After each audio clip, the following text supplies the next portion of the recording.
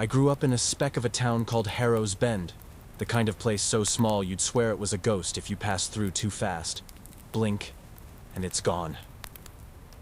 Nestled deep in the pines of northern Vermont, it was a suffocating knot of clapboard houses, nosy neighbors, and secrets that clung to the air like damp rot. Everyone knew your name, your business, your sins. Weekends were for hunting deer in the backwoods, roasting marshmallows over bonfires, or blasting rusted cans off stumps with a .22.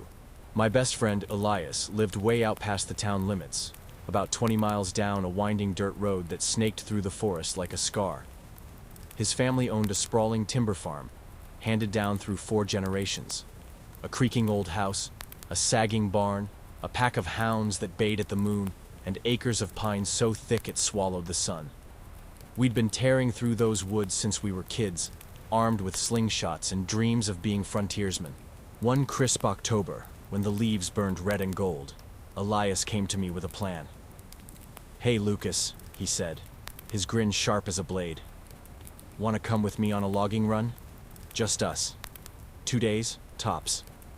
We'll haul some downed trees back from the deep woods, camp under the stars, live off jerky and river fish.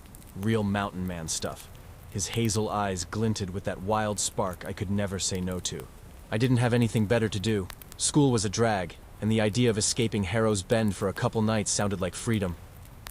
"Hell yeah," I said, already tasting the smoke of a campfire.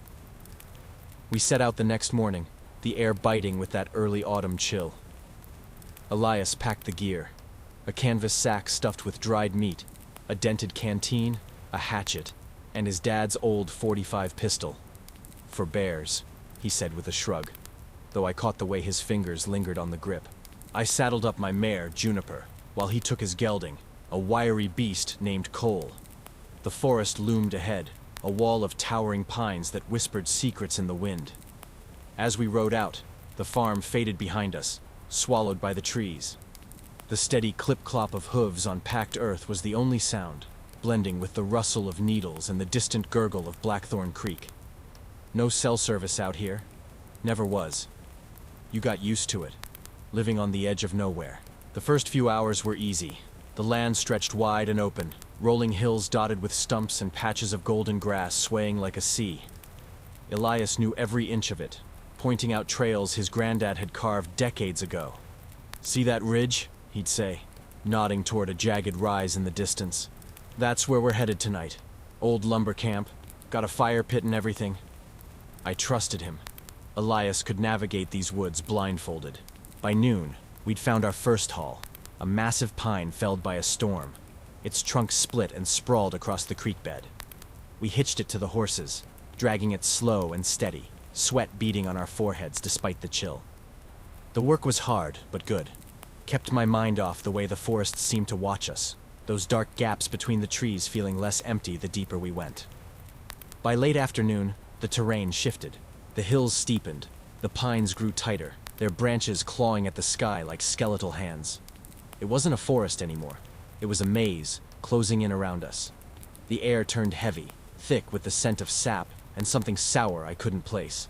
Elias didn't seem fazed, though. "Almost there," he called, urging Cole up a rocky slope. The sun was dipping low, painting the world in streaks of orange and shadow when we reached the camp. It was a small clearing carved into the hillside, a circle of soot-stained stones for a fire pit, a pair of rotting logs dragged into a crude bench, and a flat patch of dirt just big enough for the horses to rest. Used, but abandoned. Charred wood crumbled in the pit, and bits of ash fluttered in the breeze like dead moths. We unsaddled the horses, tied them loose to a nearby tree, and got a fire crackling. The flames licked the dusk away, casting a warm glow as we speared chunks of jerky on sticks and warmed our hands. The night settled in, quiet at first, just the pop and hiss of the fire, the soft snorts of Juniper and Cole, the faint hum of crickets in the underbrush. Elias sprawled out, boots off, spinning some half-baked story about a girl from town. I laughed, the tension of the day melting into the heat. And then, it happened. A sound cut through the stillness. A low, metallic clang. Slow, deliberate. Clang, pause. Clang, like a hammer striking iron. Elias froze mid-sentence, his jaw tightening. "You hear that?" he whispered, voice sharp. I nodded, my skin prickling. The wind carried it toward us, faint but steady, echoing off the hills. Clang, pause, clang. It wasn't random. It had a rhythm, a purpose. "Sounds like a pickaxe," Elias muttered, squinting into the dark beyond the firelight. My stomach twisted. A pickaxe? Out here? "Who the hell would be digging at night?" I said, my voice thinner than I meant it to be. Elias shook his head, eyes narrowing. "No one. This is our land. Private, all of it. Miles of nothing but pines and deer trails." But the sound didn't stop. Clang. Pause. Clang. Steady. Unhurried. Like someone or something had a job to do and wouldn't quit till it was done. We sat there, the fire snapping between us, staring into the black. Elias cupped his hands and bellowed, "Hey! Who's out there?" The clanging stopped. Silence crashed down, heavy and suffocating. Even the wind held its breath. The fire popped, juniper shifted, but nothing answered. Our breaths came slow, shallow, ears straining. "Maybe it's a bear," Elias said, forcing a laugh that didn't reach his eyes. "Or some hermit mining fool's gold." I didn't laugh back. Miners hadn't worked these hills in a century. "Could be a poacher," he tried again, poking the fire with a stick. "Or someone dumping trash." "Yeah," I said, unease coiling tighter. "Or maybe they're burying something. Or someone." Elias shot me a look, his shoulders stiff. The silence stretched, the night pressing closer. And then, just as we started to relax, a scream ripped through the dark. High, raw, unholy. The scream wasn't human. It couldn't be. It was a jagged, piercing wail that clawed its way out of the dark, long and warped, like something had torn it from a throat that didn't belong in this world. The horses lost it. Juniper reared, hooves slamming the dirt with a thunderous crack, while Cole thrashed against his tether, eyes rolling white with panic. Elias and I bolted upright, scrambling for the reins. "Easy, easy," I shouted, my voice cracking as I gripped Juniper's bridle. Her muscles quivered under my hands, taut as a bowstring, ready to snap and bolt into the night. Elias wrestled with Cole, cursing under his breath, barely keeping the gelding from breaking free. "What the fuck was that?" he yelled, his face pale in the firelight, shadows dancing wild across his features.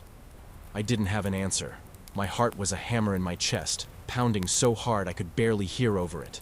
That scream. It wasn't a bear, not a cougar, not anything I'd ever heard in these woods. It was close, too close, echoing off the pines like it was circling us.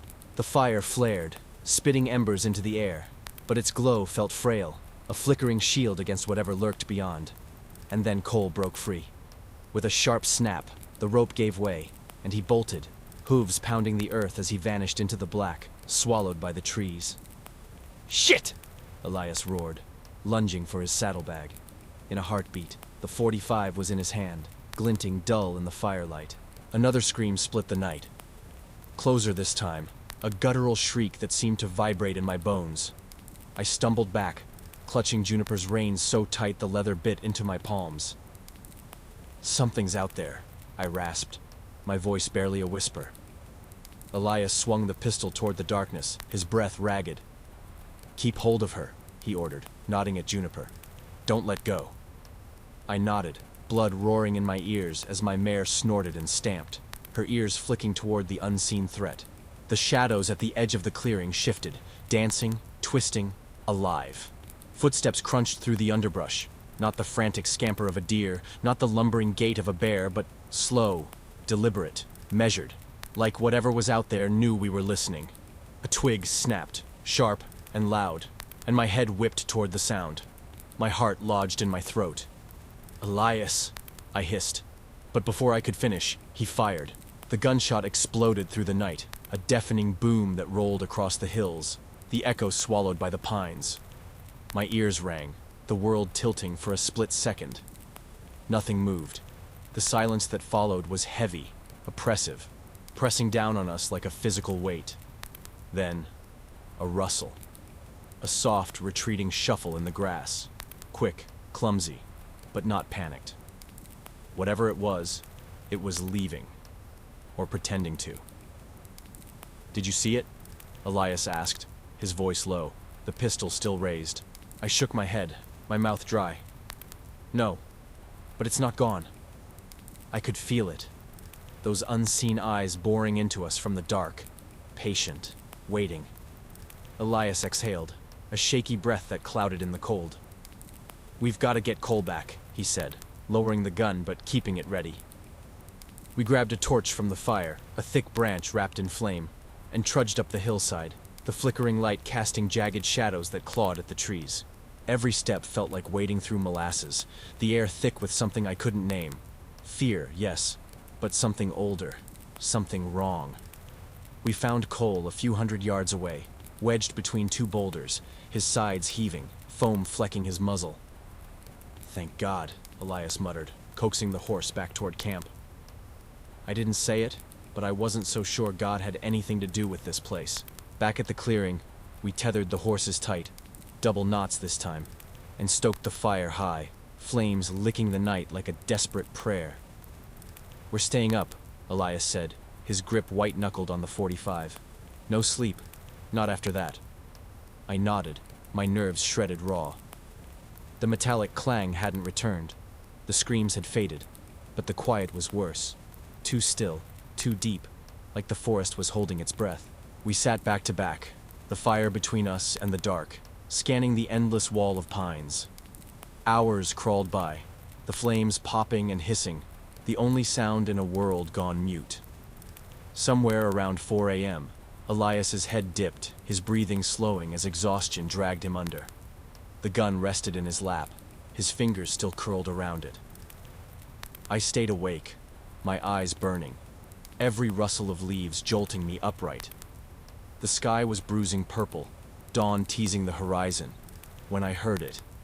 A voice, low, deep, close. "Hey, boy."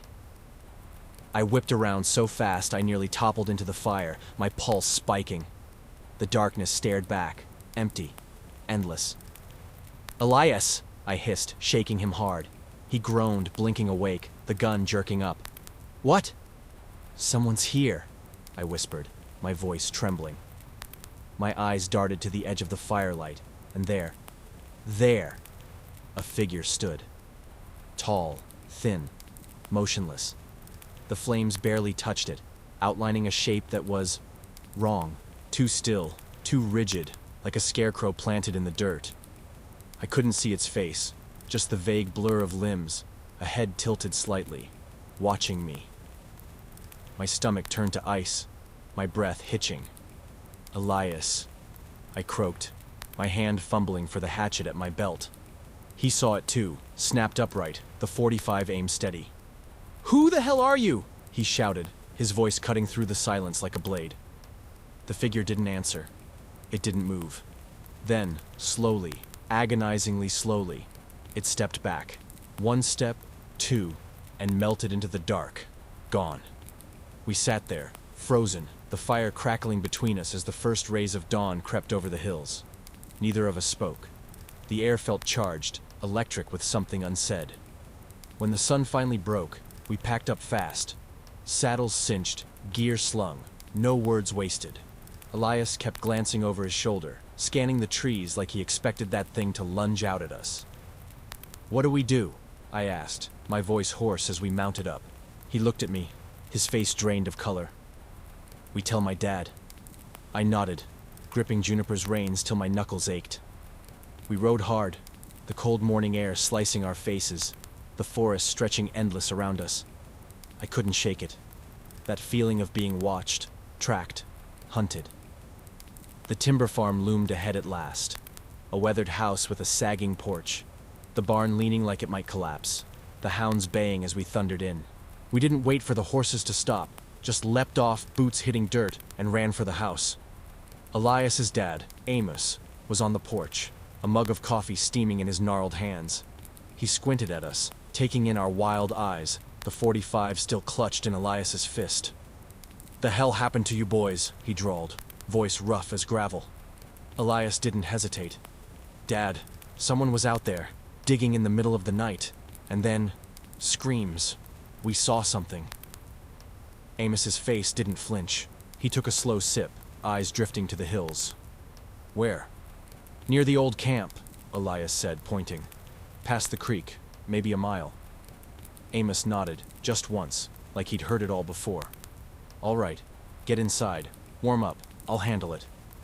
I wanted to argue, wanted to demand we go back, find answers, but the look in his eyes stopped me cold.